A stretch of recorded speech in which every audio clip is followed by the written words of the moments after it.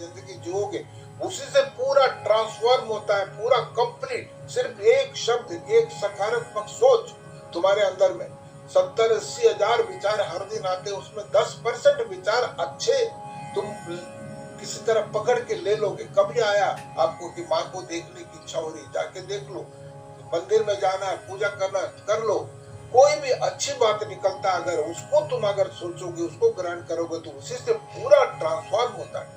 मेरे जिंदगी में अगर बहुत परिवर्तन आए तो सकारात्मक सोच के कारण। नकारात्मक सोच आते हैं, 90% है, स्वाभाविक है।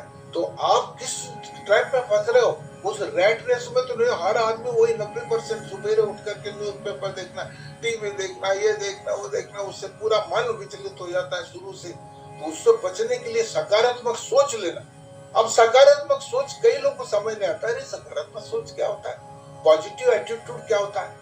उसका मैं एक अच्छा उदाहरण देता हूँ। उसका अच्छा उदाहरण यह है कि इस कहानी में आपको समझ गए सकारात्मक सोच से कितना परिवर्तन हो। सकारात्मक सोच से आपको बहुत सारी मुसीबतें, कठिनाइयों का सामना करना पड़ता है। जो सच्चा आदमी है, मुसीबतों और कठिनाइयों का सामना, लेकिन उसके बाद जो निकलता हुआ तपता हुआ सोना, ओ उसके समान कोई प्रकाश नहीं।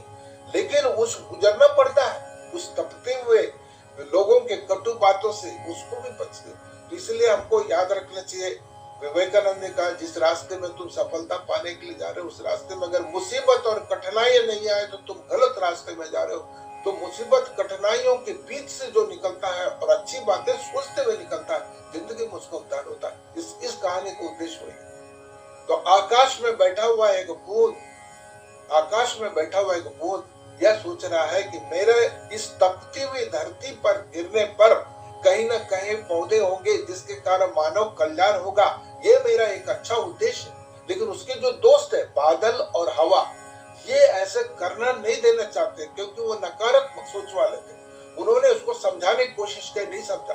तो लास्ट में उन्होंने दोनों दोस्त जो है उसको गुस्से में समुद्र के ऊपर में ले जा करके समुद्र से दिखा करके बोला, देखो एक बूंद, तुम बड़ी बड़ी बात करे, तुम बूंद हो, कुछ नहीं, साधारण बूंद हो। तुम्हारे जैसे समुद्र के अंदर में करोड़ों करोड़ों बूंदें पड़ी हुई है, वो कुछ नहीं कर सकते, तुम क्या कर लोगे। तब जो बूंद है बोलते, नहीं मैं तो अपना सकारात्मक, मेरे गिरने से, मेरे मेरे इस जन्म से, मेरे त्याग से अगर कोई चीज का सृजन होता है और इस संसार में बहुत सारे चीजों का फायदा होता है, तो मैं क्यों ना गिरूं। तो मैं तो वो अड़िग रहा। तब बादल और हवा गुस्से में आकर के, यही मुसीबतें हैं, बादल और हवा गुस्से में उसको धक्का मारते हुए समुद्र के अंदर में फेंक देते हैं। लेकिन जिसकी मनसा सकारात्मक सोच है, पॉजिटिव एटीट्यूड है, जिसके दिमाग में ये कठिनाइयों से कोई विचलित नहीं होता, वो अड़िग रहा आखिर तक। और वो बूंद आकाश से गिरते गिरते समुद्र में पड़ा हुआ एक सीप के मुंह में गिरता है और उसके अंदर से मोती बन करके बाहर निकलता है। अगर आपने सकारात्मक सोचा है, कठिनाई आएगी, देर होगा, सब कुछ होगा, लेकिन आप एक दिन डेफिनेटली एक मोती के समान चमकते हुए बाहर निकलोगे। इस कहानी से हमको क्या सबक मिलता है? इस कहानी से हमको ये सबक मिलता है कि हमको सकारात्मक सोच के साथ, दृढ़ता के साथ रहना चाहिए। छोटी छोटी मुसीबतों से डरना नहीं चाहिए और उसका परिणाम आपके दिमाग में एक विश्वास हो जाना चाहिए कि ये परिणाम तो बहुत सुखद होगा और खुशी होगा, और ऐसे मिलता है।